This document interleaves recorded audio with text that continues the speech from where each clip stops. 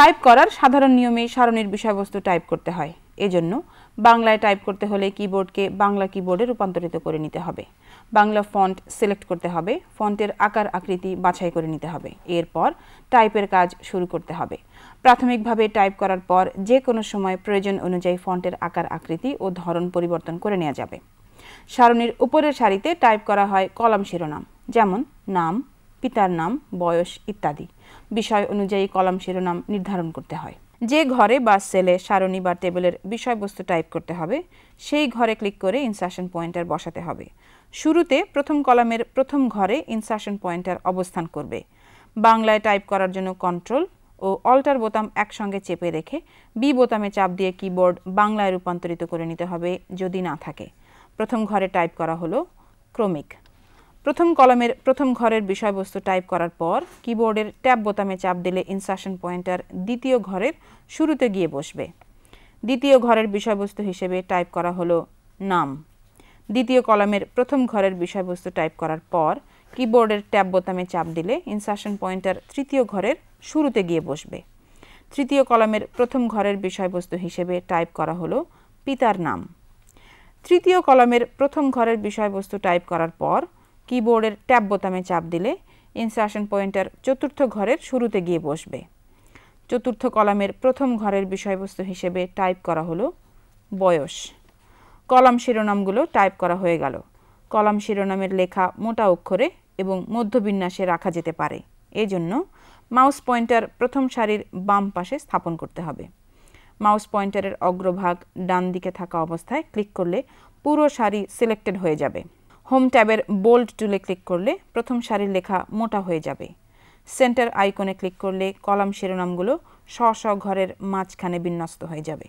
এবার mouse pointer প্রথম সারির চতুর্থ ঘরে ক্লিক করে ইনসার্শন পয়েন্টার বসিয়ে কিবোর্ডের ট্যাব বোতামে চাপ দিলে ইনসার্শন পয়েন্টার দ্বিতীয় সারির প্রথম ঘরে গিয়ে বসবে।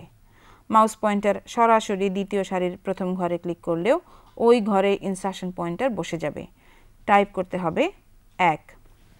কিবোর্ডের ট্যাব বোতামে চাপ দিলে ইনসার্শন পয়েন্টার দ্বিতীয় সারির দ্বিতীয় ঘরে গিয়ে বসবে।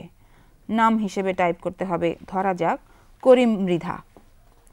কিবোর্ডের ট্যাব বোতামে চাপ দিলে ইনসার্শন পয়েন্টার দ্বিতীয় সারির তৃতীয় ঘরে গিয়ে বসবে। পিতার নাম হিসেবে টাইপ করতে হবে ধরা যাক রহিম মৃধা। কিবোর্ডের ট্যাব বোতামে চাপ দিলে ইনসার্শন পয়েন্টার দ্বিতীয় সারির চতুর্থ ঘরে গিয়ে বসবে। বয়স হিসেবে টাইপ করতে হবে ধরা যাক 34। কিবোর্ডের ট্যাব বোতামে চাপ দিলে ইনসার্শন পয়েন্টার তৃতীয় সারির প্রথম ঘরে গিয়ে বসবে। ক্রমিক হিসেবে টাইপ করতে হবে 2। কিবোর্ডের ট্যাব বোতামে চাপ দিলে ইনসার্শন পয়েন্টার তৃতীয় সারির দ্বিতীয় ঘরে গিয়ে বসবে। নাম হিসেবে টাইপ করতে হবে ধরা যাক হাশেম আলী। কিবোর্ডের ট্যাব বোতামে চাপ দিলে ইনসার্শন পয়েন্টার তৃতীয় সারির তৃতীয় ঘরে গিয়ে বসবে। পিতার নাম হিসেবে টাইপ করতে হবে ধরা যাক কাশেম আলী। কিবোর্ডের ট্যাব বোতামে চাপ দিলে ইনসার্শন পয়েন্টার তৃতীয় সারির চতুর্থ ঘরে গিয়ে বসবে। বয়স হিসেবে টাইপ করতে হবে ধরা যাক 30। কিবোর্ডের ট্যাব বোতামে চাপ দিলে তৃতীয় সারির নিচে নতুন সারি যুক্ত হবে। এটি হবে চতুর্থ সারি। ইনসার্শন পয়েন্টার চতুর্থ সারির প্রথম ঘরে অবস্থান করবে। ক্রমিক হিসেবে টাইপ করতে হবে 3। কিবোর্ডের ট্যাব বোতামে চাপ দিলে ইনসার্শন পয়েন্টার চতুর্থ সারির দ্বিতীয় ঘরে গিয়ে বসবে। নাম হিসেবে টাইপ করতে হবে ধরা যাক নিতাই দাস। কিবোর্ডের ট্যাব বোতামে চাপ দিলে ইনসার্শন পয়েন্টার চতুর্থ সারির তৃতীয় ঘরে গিয়ে বসবে। পিতার নাম হিসেবে টাইপ করতে হবে ধরা যাক গোকুল দাস। কিবোর্ডের ট্যাব বোতামে চাপ দিলে ইনসার্শন পয়েন্টার তৃতীয় সারির চতুর্থ ঘরে গিয়ে বসবে। বয়স হিসেবে টাইপ করতে হবে ধরা যাক 40। কিবোর্ডের ট্যাব বোতামে চাপ দিলে চতুর্থ সারির নিচে নতুন সারি যুক্ত হবে। এটি হবে পঞ্চম সারি। ইনসার্শন পয়েন্টার পঞ্চম সারির প্রথম ঘরে অবস্থান করবে। ক্রমিক হিসেবে টাইপ করতে হবে 4। কিবোর্ডের ট্যাব বোতামে চাপ দিয়ে বাকি ঘরগুলোতে নাম খালেক, পিতার নাম মালেক এবং বয়স 25 টাইপ করা হলো। ইনসার্শন পয়েন্টার কোনো সারির শেষ সেলে বা ঘরে থাকা অবস্থায় কিবোর্ডের ট্যাব বোতামে চাপ দিলে ওই সারির নিচে নতুন সারি যুক্ত হয় এবং ওই সারির প্রথম ঘরে বা সেলে অবস্থান করে। ইনসার্শন পয়েন্টার মাঝখানের কোনো সারির শেষ সেলে বা ঘরে থাকা অবস্থায় কিবোর্ডের ট্যাব বোতামে চাপ দিলে ইনসার্শন পয়েন্টার নিচের সারির প্রথম ঘরে বা সেলে চলে যায়। এছাড়া ইনসার্শন পয়েন্টার যদি একটি সারির সর্বশেষ ঘরে থাকে তাহলে শিফট বোতাম চেপে ট্যাব বোতামে চাপ দিলে ইনসার্শন পয়েন্টার ঠিক তার বাম পাশের ঘরে সরে যাবে। ইনসার্শন পয়েন্টার যদি একটি সারির প্রথম ঘরে থাকে তাহলে শিফট বোতাম চেপে ট্যাব বোতামে চাপ দিলে ইনসার্শন পয়েন্টার ঠিক উপরের সারির সর্বশেষ ঘরে গিয়ে বসবে।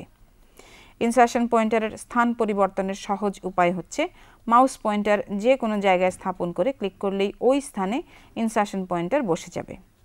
যে কোনো ঘরে টাইপ করার সময় বিষয়বস্তু দীর্ঘ হলে তা ওই ঘরের নির্দিষ্ট এলাকার মধ্যেই জায়গা করে নেবে।